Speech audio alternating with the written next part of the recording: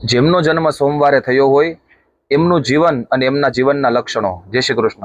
સોમવારનો દિવસ ચંદ્ર ગ્રહ સાથે જોડાયેલો છે। ચંદ્ર મન, માતા અને શાંતિનો કારક માનવામાં આવે છે। તેથી સોમવારે જન્મેલા લોકોના જીવનમાં ચંદ્રનો પ્રભાવ વિશેષ જાણવા મળે છે। આવું આપણે જોઈએ।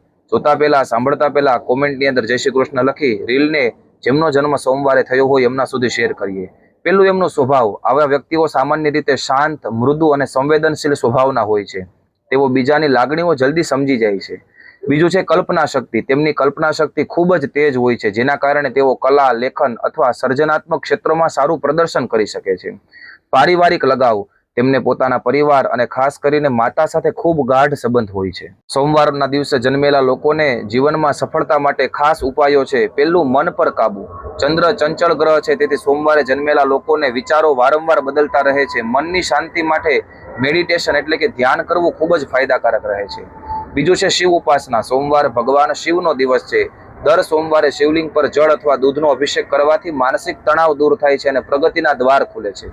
સફેદ રંગનો પ્રયોગ। સફેદ રંગ એ ચંદ્રનો પ્રતીક છે। મહત્વના કામે જતી વખતે સફેદ કપડાં અથવા સફેદ રૂમાલ સાથે રાખવો શુભ માનવામાં આવે છે। દાન।